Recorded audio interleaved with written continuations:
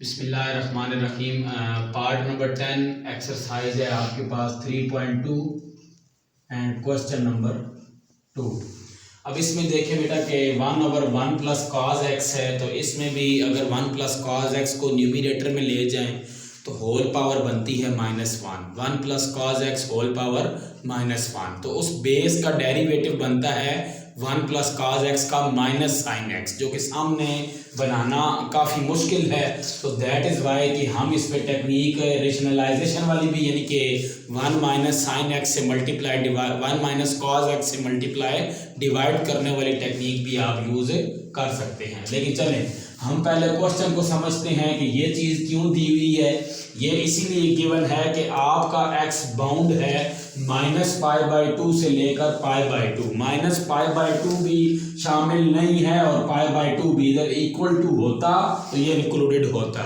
यहाँ पर असल में cos अपनी वैल्यू क्या दे देगा, यानी कि -π/2 और π/2 के दरमियान रिस्ट्रिक्ट इसीलिए कर रहे हैं ताकि ये चीज़ अनडिफाइन ना हो। ठीक हो गया, ताकि ये चीज़ अनडिफाइन ना हो। हमारे पास ये पार्ट नंबर बन रहा है बुक में 10, सो 10 पार्ट ही है। तो अभी क्या है कि आपके पास 1 प्लस कॉस एक्स है, अगर आप इसका ले लेते हैं स्क्वायर, यानी कि ये हाफ एंगल फार्मूला मैं यूज करना चाह रहा हूँ। Sine x/2 is equal to plus minus square root of x 1 minus sorry ये cos x आएगा, यहाँ प्लस आएगा cos x। ठीक है, अब क्या है कि आपके पास ये x/2 हो तो ये x होता है, लेकिन हमें जो चाहिए वो विदाउट स्क्वायर रूट चाहिए। तो स्क्वायरिंग करेंगे, 2 को इधर शिफ्ट करें, 2 cos स्क्वायर x/2 जो है इक्वल है 1 प्लस cos x के आफ्टर स्क्वायरिंग। तो आप इसकी जगह ये इंसर्ट कर सकते हैं। सो 1/2 इंटू cos स्क्वायर x/2 हो जाएगा dx। 1/cos होता है सेकेंड और 1/cos स्क्वायर हो जाएगा सेकेंड स्क्वायर x/2, और वो जो 1/2 है वो आप इस साइड पे लिख ले।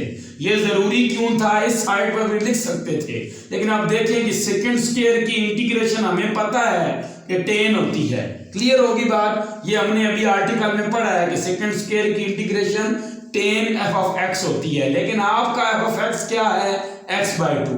एंगल का डेरिवेटिव क्या है 1/2, जो कि ऑटोमेटिकली पहले का बना हुआ है। सो दैट इज व्हाई ये आ जाएगा 10x/2 plus c constant of integration. तो ये आपके पास बेटा आंसर आ जाएगा पार्ट नंबर 10 का। अब आ जाते हैं पार्ट नंबर 12 पे। उससे पहले आसान काम करने के लिए पार्ट नंबर 13 पे आए। पार्ट नंबर 13 है आपके पास, late I is equal to cos 2x minus 1/1 plus cos 2x। Means that कि अगर आप ऐसा करें कि -1 को यहाँ से कॉमन ले लें, माइनस को यहाँ से कॉमन लें। वो क्यों ले रहे हैं, because well known half angle formula complete हो रहा है। और वो कौन सा फार्मूला कंप्लीट हो रहा है वो मैं साथ आपको बता भी देता हूँ। 1 माइनस cos 2x जो है वो आपके पास साइन x जो है वो इक्वल होता है plus minus 1 minus cos 2x/2 square root, और अगर आप स्क्वायरिंग करें तो स्क्वायर रूट खत्म हो जाएगा। तो आपके पास 1 माइनस cos 2x/2 है, यहाँ 2 आ जाएगा। Mean that 1 minus cos 2x की जगह आप 2 साइन स्क्वायर और 1 प्लस cos 2x की जगह हाफ एंगल आइडेंटिटी के जरिए 2 cos स्क्वायर x इंसर्ट कर सकते हैं। सो दैट इज वाई आपका जो i है वो ट्रांसफॉर्म हो जाएगा 2 sin square x over 2 cos square x। अब देखें तो 2 से बैलेंस sin बाय cos आ जाएगा tan स्क्वायर। अब tan स्क्वायर की डायरेक्ट इंटीग्रेशन नहीं है, सो दैट इज वाई हम tan स्क्वायर को with the help of this identity हम चेंज करेंगे। 1 प्लस tan स्क्वायर हमें पता है ट्रिग्नोमेट्रिक पैथागोरियन आइडेंटिटी है कि 1 plus tan square x equal है किसके, सेकेंड स्क्वायर x के। सो यहाँ पर हम लिख सकते हैं इसको I is equal to minus tan square की जगह आ जाएगा सेकेंड स्क्वायर x माइनस 1। तो सेपरेटली इंटीग्रल को अप्लाई करें तो आ जाएगा second square x dx minus into minus plus 1 dx। तो ये सेकंड स्क्वायर की इंटीग्रेशन 10 होती है, ये बात हमने प्रीवियस क्वेश्चन में कर ली है। लेकिन अगर एंगल का डेरिवेटिव सामने हो, तो एंगल x है, डेरिवेटिव सामने है, सो tan ऑफ x प्लस 1 की इंटीग्रेशन x प्लस c। तो ये आंसर आ जाएगा पार्ट नंबर 13 का। अब आते हैं बेटा पार्ट नंबर 12 की तरफ। तो पार्ट नंबर 12 क्या है? ये आसान काम पहले क्यों कर रहे हैं? बिकॉज ये हमारे लीडर नबी पाक सल्लल्लाहु अलैहि वसल्लम की सुन्नत है कि जब आपके पास बहुत सारे मसाइल दरपेश हों, मीन्स दैट क्वेश्चन पेश हों, तो लेट्स से आप अगर अपनी फील्ड में बात करें तो आपने पहले आसानी की तरफ जाना है, जो कम वक्त लगे जिनको और जो अच्छे तरीके से पहले हो सके उनको सॉल्व करना है। और ये इसीलिए भी मैथमेटिक्स पॉइंट ऑफ व्यू से ज़रूरी है कि आप छोटे क्वेश्चन को यानी कि शॉर्ट को जल्दी सॉल्व कर लेंगे तो वही आपको मदद देंगे जो लॉन्ग क्वेश्चन है उनको सॉल्व करने में। अब 12 पार्ट जो है वो आपके पास ऐसा लॉन्ग क्वेश्चन तो नहीं है, लेकिन ये है कि वो इस रूटीन से थोड़ा क्या है, डिफरेंट है। वो क्या है बेटा? cos 3x sin 2x। अब देखें तो ये फार्मूला असल में ये डेरिवेटिव कंप्लीट वगैरह नहीं है, होल पावर अगर 1 लें तो बेस का डेरिवेटिव नहीं है, मतलब cos 3x का डेरिवेटिव sin 2x नहीं है, sin 2x का cos 3x नहीं है। तो ऐसे में हमने करना क्या है, अब आप ये देखें। अब आपने एक फार्मूला पढ़ा था 2 cos अल्फा 10.4 फर्स्ट ईयर के आर्टिकल में, 2 cos अल्फा sin बीटा, ये चीज इक्वल है sin alpha plus beta minus sine alpha minus beta. अब 2 हमारे पास नहीं है तो हम इस 2 को इधर डिवाइड कर देंगे।